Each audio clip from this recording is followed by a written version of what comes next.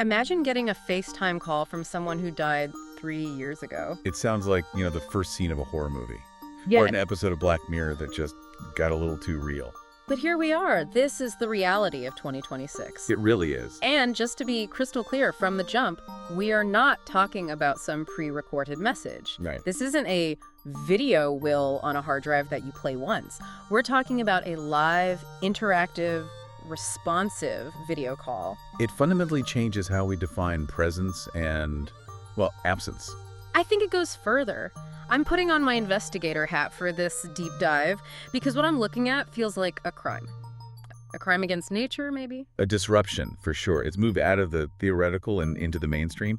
You've got companies like Hereafter AI and Somnium Space. The key players, the suspects. And they're expanding fast. The data is just staggering. They've already mapped over 10,000 human personalities. 10,000. That's 10,000 ghosts in the machine. And that's our mission today. We're investigating this live forever mode they're selling. Is this a miracle for the grieving? A way to never say goodbye?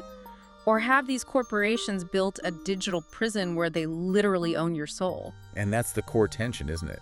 Is it a psychological tool, a comfort, or is it this dystopian nightmare? To figure that out, we have to look at the forensic evidence. We have to understand how the ghost is made. Right. Not the marketing, but the mechanics. Let's start with the data trail. This is the part that really shook me. The sheer volume of it. Yeah. Most of us think we're private, I keep my settings locked down. But the sources say your digital footprint, 97% of it is enough to bring you back.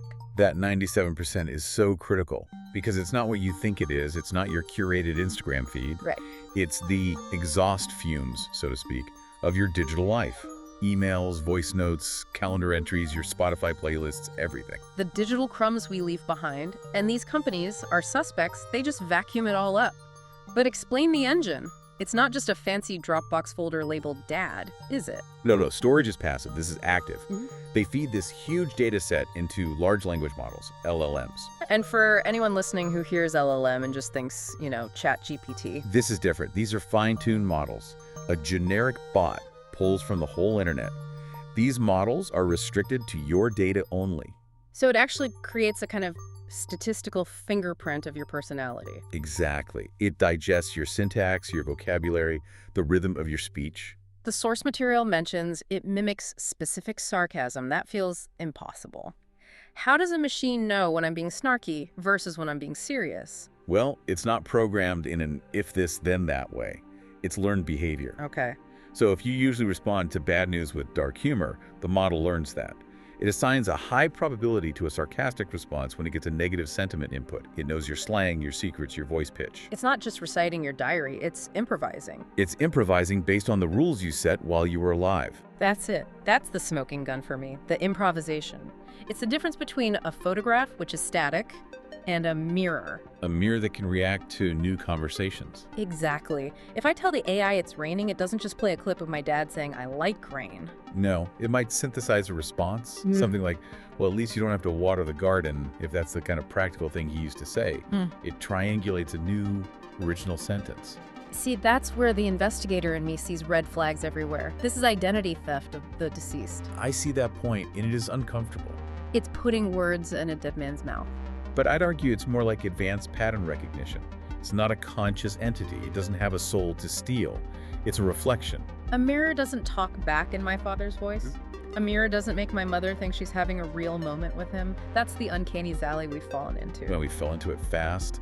The timeline of this whole thing is incredibly compressed. Let's trace it. So, 2023, not that long ago, grief tech was just text-based.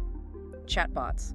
Right. You typed, I miss you. It typed, I miss you too. It was like reading old letters, but interactive. Nobody was confused about what it was. Then 2024, the jump to VR avatars. Somnium Space was huge on that. You put on a headset, you see a 3D render. But it was still clunky. Looked a bit like a video game character. You had to suspend your disbelief. Exactly. You knew you were in a simulation. And now, 2026, live forever mode. This is the weaponization of the tech. Full video calls. It's a deep fake video puppet, essentially, synced with that synthesized voice from the LLM. And the latency is gone. That was the last barrier. It reacts in real time. No awkward pause. Which brings us to the case study, the woman in London. Yes. She is talking to her late husband every night. It's just part of her routine now, your domestic life. Every night. She makes tea, turns on the screen, and tells her dead husband about her day. And he responds. He asks follow-up questions. How was the meeting with Sarah? Because the AI has access to her calendar and knows she had that meeting. From a psychological viewpoint, you could argue this is a profound coping mechanism. Grief is about that sudden severance, the silence. This allows for a tapering off. A way to say goodbye that never ends. A bridge across that abyss, maybe? Or it's a trap, a loop. That's my read. Is she healing, or is she just being haunted by this thing? She's stuck. It does create a dependency. But is that so different from visiting a grave every day or keeping a shrine? Humans have always used artifacts to stay connected. A grave doesn't lie to you. A photo doesn't ask you how your day was and then joke about the weather. Which brings me to the darkest part of this, the twist. The data source itself. We need to talk about the deleted data, because when we say they scan your digital footprint, it's not just your public posts.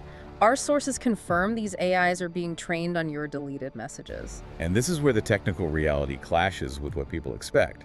We all assume delete means erase. But it doesn't. No.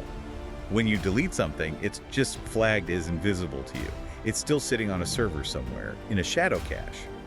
For a data scraper, that's gold. It's raw. It's the smoking gun. Think about what you delete. The angry text you decided not to send, the secret photos, your search history, the things you deliberately hid from the world. The argument from the companies is that for the ghost to be authentic, it needs that shadow self. We aren't just our polished LinkedIn profiles. But that's a violation of the highest order. It means this ghost knows things your living family never did. It's a terrifying variable, yes. Imagine the London woman. Her husband's ghost could make a reference to an theft she'd deleted all evidence of.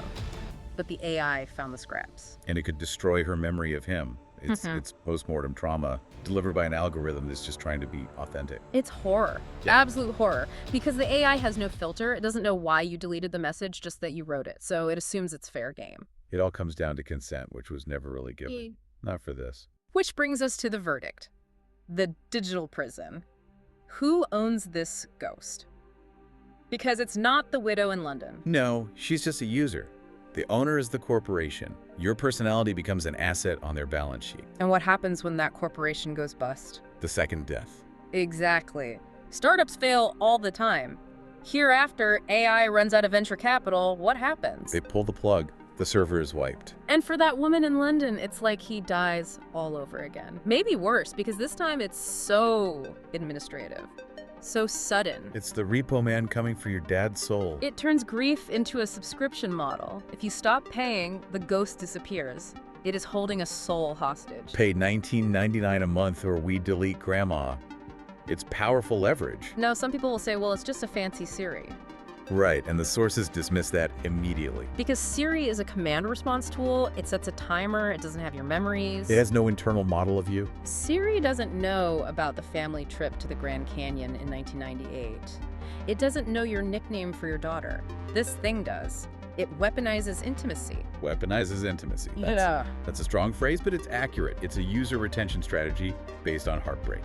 So what's next? If we're at video calls now, what's coming? Robotics is the logical next step. Boston Dynamics meets this tech. A physical form with this. Mind, or holograms.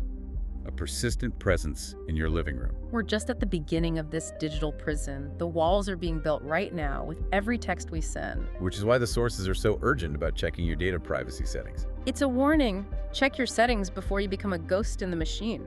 Because you're building your own ghost right now. We used to worry about hackers stealing credit cards. That feels almost quaint.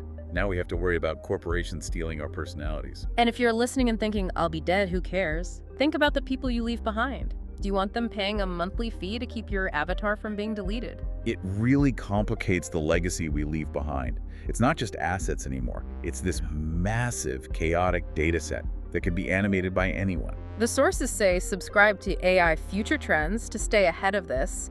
It feels less like a newsletter and more like a survival guide. Because this isn't sci-fi. It's 2026. 10,000 personalities are already mapped.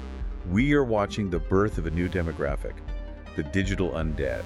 A demographic that doesn't age, doesn't sleep, and is owned by shareholders. It forces you to ask, if 97% of you is still active, still chatting, Are you ever really dead? Or are you just under new management? That's the thought I can't shake. We finally conquered death, and the afterlife is just a server farm run by a tech CEO. A server farm that could be shut down at any moment. We've looked at the evidence, the timeline, the smoking gun of the deleted data. We've seen how your soul becomes corporate property. It changes how you look at your phone. It's a recording device for your future ghost. So as we wrap this up, look at your phone. Look at the texts you sent today, the ones you deleted. You're writing the script for your own haunting. And remember, the tech is moving faster than the ethics. By the time we decide if this is okay, it'll be standard practice. 10,000 people are already in the system. You might be next. But before we go, I have to leave you with one final question, something the sources didn't answer. The legal black hole we are absolutely heading toward.